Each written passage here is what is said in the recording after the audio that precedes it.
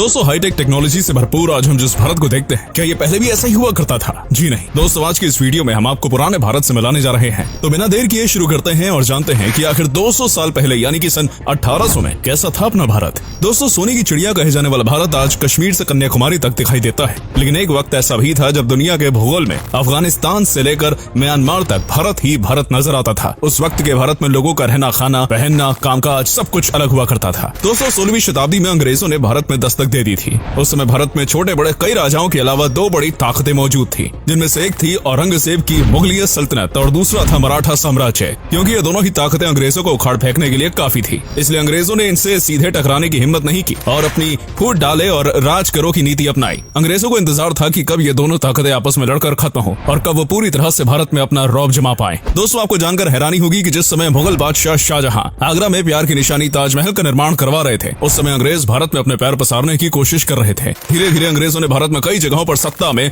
आना शुरू कर दिया और भारत में पैर जमाने में अंग्रेजों को लगभग 100 से भी ज्यादा साल का समय लगा और फिर आया साल 1800। दोस्तों, सन 1800 का दौर वो दौर था जब तक मुगलिया सल्तनत और मराठा साम्राज्य का रुतबा खत्म हो चुका था और अंग्रेज ईस्ट इंडिया कंपनी के साथ भारत में अपने पैर जमा चुके थे। दोस्तों, साल 1800 के भारत और साल 2022 के भारत में जमीन आसमान का अंतर है। पहनावा, दोस्तों आज हम जहां लोगों को जीन्स पैंट पहनते देखते हैं, वहीं 1800 के भारत में लोग धोती और गमछा पहना करते थे। महिलाएं पारंपरिक साड़ी पहना करती थी और जो लोग अमीर हुआ करते थे वो कुर्ता पहन लिया करते थे। वहीं अंग्रेज जो उस समय तक भारत में प्रवेश कर चुके थे वो पैंट और शर्ट पहना करते थे। वहीं जो गांव के लोग हुआ करते थे वो उस पैंट शर्ट को भी कुर्ता कहा करते थे। दोस्तों, आज भी अगर आप गांव की तरफ जाएंगे तो देखेंगे कि ज्यादातर बुजुर्ग लोग धोती कुर्ता और गमछा ही पहने हुए हैं। ये तो हुई गांव की बात। अब जरा शहर का पहनावा जान लेते हैं। दोस्तों, सन 1800 के भारत में ज्यादातर गांव ही हुआ करते थे और गांव ही भारत को रिप्रेजेंट किया करते थे। कुछ चुनिंदा शहर थे, लेकिन वहाँ भी जो अमीर लोग थे वो पैंट शर्ट पहन लेते थे। बाकी गरीब तबके के लोग शहर में भी धोती कुर्ता का ही इस्तेमाल करते थे। दोस्तों, उस समय लोगों के पास ज्यादा पैसे नहीं हुआ करते थे, लेकिन अगर सच्चाई और ईमानदारी की बात की जाए तो उसकी कोई कमी नहीं हुआ करती थी। व्यवसाय,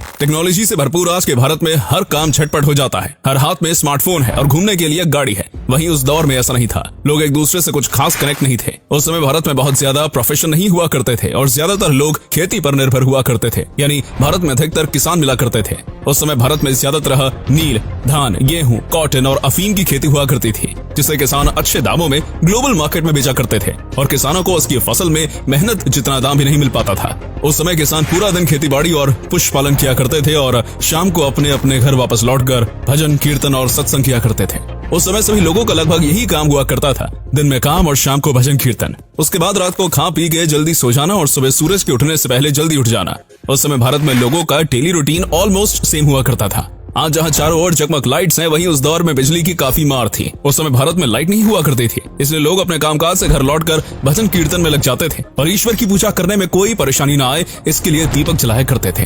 दोस्तों, ये वो दौर था जब जात पात भेदभाव अपने चरम पर था। लोग अपनी अपनी जाति के लोगों से ही मेल जोल बढ़ाया करते थे और अपनी जात के हिसाब से ही कामकाज किया करते थे। किसान के अलावा अपनी जात के हिसाब से लोग दूसरे कामों को भी संभालते थे, जैसे कि कुम्हार मिट्टी के बर्तन जैसे घड़े आदि बनाता था, धोबी कपड़े धोया करता था, लोहार लोहे का काम करता था और सुनार सोने का काम किया करता था। हर किसी का काम फिक्स हुआ करता था और ये सब भी दिन भर मेहनत मजदूरी कर शाम को अपने अपने घर जाकर भजन कीर्तन और भगवान की आराधना में लग जाते थे। उस समय गांव ही ज्यादा हुआ करते थे और शहर बहुत कम होते थे। शहरों में अगर प्रोफेशन की बात करें तो ज्यादातर लोग मिलों में ही मजदूरी किया करते थे, क्योंकि उस समय ना तो बिजली थी और ना ही आज के जैसी हाईटेक टेक्नोलॉजी, तो लोगों को काफी मेहनत का काम करना पड़ता था। मिलों में मजदूरों को कोल्हू के बैल की तरह काम करना पड़ता था और मजदूरी ठेला बराबर मिला करती थी। यूं तो भारत में 1800 में बिजली आ गई थी, लेकिन सिर्फ शहरों में, गांव तक बिजली पहुंचने में कई साल लग गए। इन मिलों में सभी कारीगरी हाथों से की जाती थी, इसलिए मिलों में मजदूरों को सभी काम हाथ से ही करने होते थे। अंग्रेजों के दौर में जहां भारत के पहले सिर्फ कॉटन का ही मिल हुआ करता था, वहीं अंग्रेजों के बाद भारत की टेक्सटाइल इंडस्ट्री ग्लोबल हो गई थी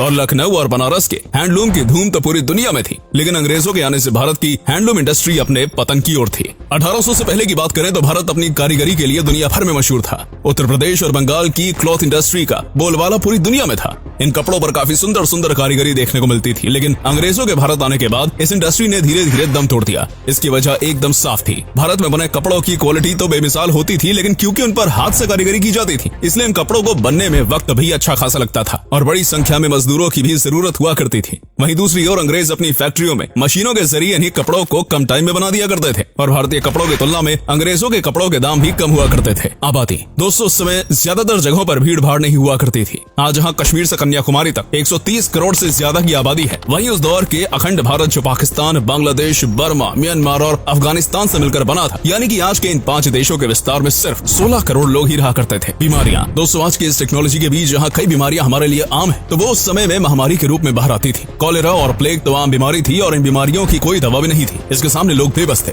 ज्यादातर दिक्कत प्रसव में हुआ करती थी और नॉलेज के अभाव के कारण कई महिलाओं की प्रसव में ही मौत भी हो जाया करती थी। इतना नहीं, कई सारे बच्चों की भी जिंदगी चली जाती थी। शिक्षा, बात करें एजुकेशन की, तो उस वक्त 10% से भी कम भारतीय पुरुष पढ़े लिखे थे और 1% से भी कम महिलाएं, और इनमें से ज्यादातर आंकड़ा शहरों का ही है। गाँव में इससे भी बदतर हालात थे। हालांकि ऐसा नहीं था कि वो ना पढ़े लिखे लोग स्किल्ड नहीं थे, अपने कई कामों में वो माहिर हुआ करते थे। अमीरी गरीबी, दोस्तों उस दौर में कुछ चुनिंदा लोग जो अच्छे किंगडम में रहते थे या अमीर थे, सिर्फ वही खुश थे। दबे कुचले लोग गरीबी और बदहाली के कारण बेबस थे। एक डाटा के अनुसार सन 1800 के आसपास एक यूरोपियन क्लर्क की सैलरी 40 पाउंड थी और वहीं एक आम भारतीय की तनख्वाह 40 गुना कम थी। इससे आप ये अंदाजा लगा सकते हैं कि भारतीय किसानों की क्या आय रही होगी। ऊपर से किसान हर साल बाढ़, सूखे और लगान की मार भी झेलता था। व्यवहार या लेन देन, दोस्तों आज हम जहाँ पैसों से सामान खरीदते हैं, वहीं उस दौर में लोग पैसों से चीजें खरीदने के बजाय सामान एक्सचेंज कर जीवन यापन करते थे। जैसे एक मटके के बदले 2 किलो चावल या 5 किलो आटे के बदले 3 किलो दाल। ज्यादातर गाँव में ऐसे ही व्यवहार होता था। चीजों के बदले चीजें दे दी जाती थी और ऐसे गाँव में सभी लोगों के पास सब कुछ पहुंच जाया करता था। तो दोस्तों कुछ ऐसा ही था सन 1800 में अपना भारत। लोग गरीब थे लेकिन अपनापन, भाईचारा, व्यवहार और प्यार बहुत था और चोरी डकैती जैसे अपराध की गलियों से लोग दूर रहा करते थे। तो आपको कैसा लगा अपना पुराना भारत, यहाँ कमेंट बॉक्स में लिखकर जरूर बताइएगा। तब तक के लिए अपना ध्यान रखिए। ऐसी और वीडियोस के लिए फॉलो बटन जरूर दबाएं। धन्यवाद।